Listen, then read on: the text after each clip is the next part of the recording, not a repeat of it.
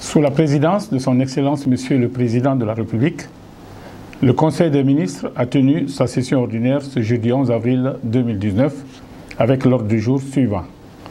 1. Message de son Excellence Monsieur le Président de la République. 2. Compte rendu de la session ordinaire du Conseil interministériel tenu le mardi 9 avril 2019. 3. Questions diverses. Au titre du premier point de l'ordre du jour, le Président de la République a instruit les départements ministériels et les services publics concernés à prendre les meilleures dispositions pour sécuriser dans les plus brefs délais les zones minières et les mettre à l'abri d'actes de vandalisme et de troubles de tous ordres devenus récurrents ces dernières années.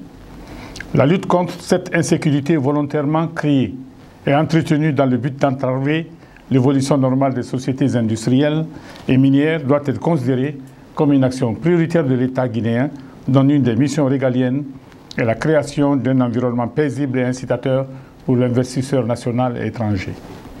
Le chef de l'État a invité à la tenue régulière des conseils de cabinet hebdomadaires dans les départements ministériels, avec une exigence de compte rendu documenté adressé au Président de la République et au Premier ministre. Le Président de la République a rappelé les dispositions légales et réglementaires interdisant formellement la cession ou la mise en bail par les gouverneurs et préfets des domaines de l'État. Il a stigmatisé l'attitude de certains administrateurs territoriaux qui, sans en avoir les prérogatives, procèdent en toute illégalité à des aliénations du patrimoine foncier ou immobilier de l'État.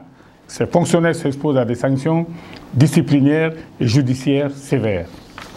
Le chef de l'État a donné des directives relatives au Hajj 2019 afin d'en qualifier l'organisation et permettre aux pèlerins guinéens d'effectuer ce rite religieux dans les meilleures conditions de confort et de sécurité. Des instructions ont été données pour la publication dans les plus brefs délais du tarif du Hajj 2019 et du démarrage des inscriptions des candidats au pèlerinage afin d'éviter tout retard et tout désordre dans la programmation des convois. Au titre du deuxième point de l'ordre du jour, Monsieur le Premier ministre a fait le compte-rendu de la session ordinaire du Conseil interministériel du 9 avril 2019. Le Conseil a entendu successivement le ministre de la Sécurité et de la Protection civile, qui a présenté 3 projets de texte sur le protocole d'accord entre le gouvernement de la République de Guinée et l'Organisation internationale de la police criminelle Interpol, relatif à la mise en œuvre du programme Système d'information policière pour l'Afrique de l'Ouest, CIPAO, en Guinée. Le projet de décret portant création, attribution, organisation et fonctionnement du Comité national du système d'information policière pour l'Afrique de l'Ouest, CIPAO, en Guinée, et le projet de décret portant création du Centre de recueil et d'enregistrement des données policières et du système d'information policière en Guinée.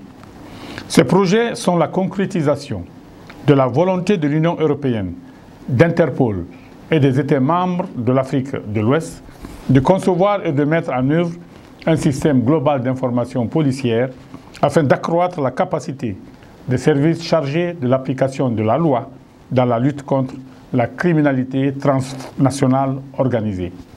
Le ministre en charge de la Sécurité a indiqué que la mise en place du programme CIPAO permettra de faire bénéficier notre pays d'une base de données criminelles fiable pour tous les services chargés de l'application de la loi, police, gendarmerie, douane, justice, eaux et forêts, favorisant ainsi la lutte contre toutes les formes de criminalité émergentes.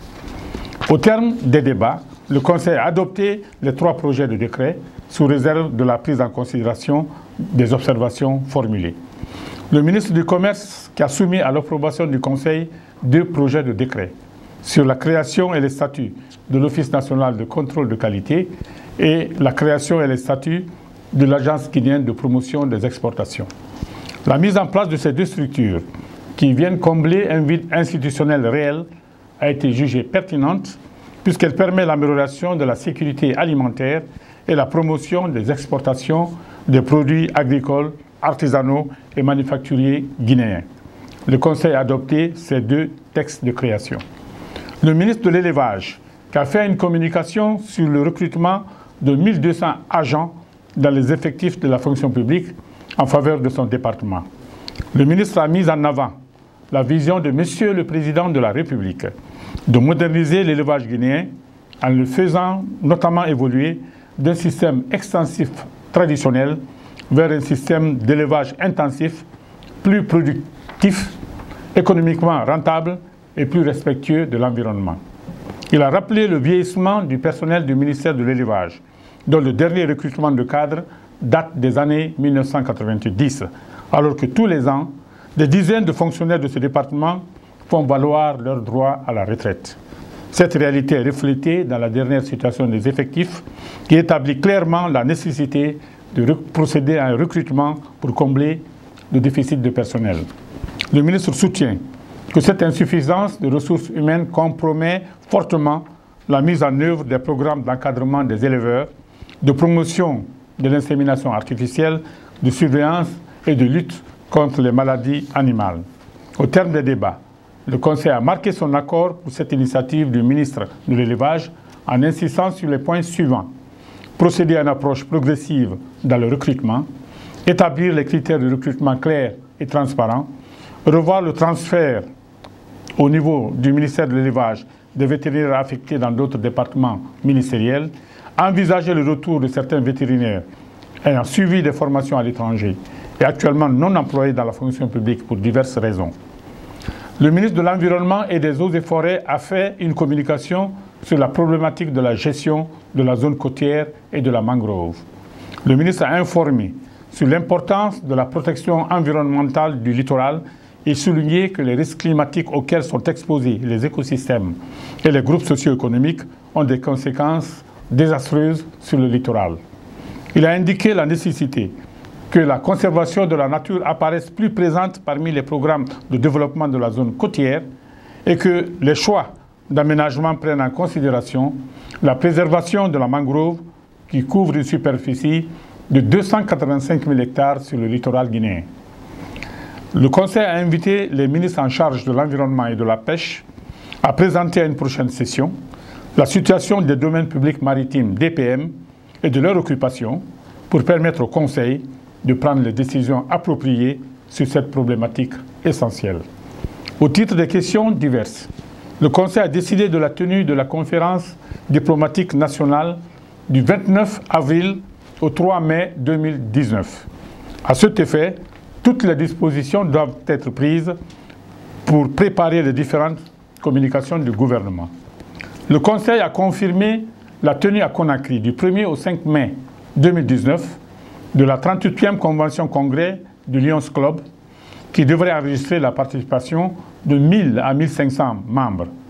Les objectifs de cette convention sont entre autres mettre en évidence la philanthropie vis-à-vis des démunis, présenter les besoins essentiels de nos populations aux partenaires étrangers, encourager les nouveaux donateurs à s'investir dans notre pays, attirer les investisseurs vers la République de Guinée, renforcer l'action sociale.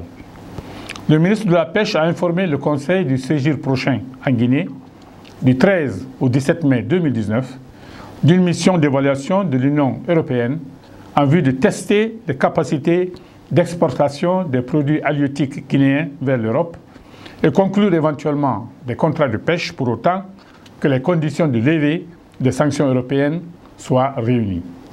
Le Conseil a pris acte des résultats des évaluations de performance des départements ministériels basés sur les objectifs spécifiques et actions prioritaires de la lettre de mission délivrée à chaque département par M. le Premier ministre.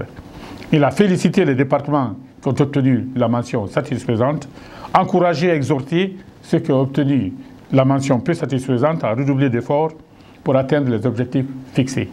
Avant de lever la séance, M. le Président de la République a donné au Conseil de larges informations sur la situation nationale et internationale. Le Conseil des ministres.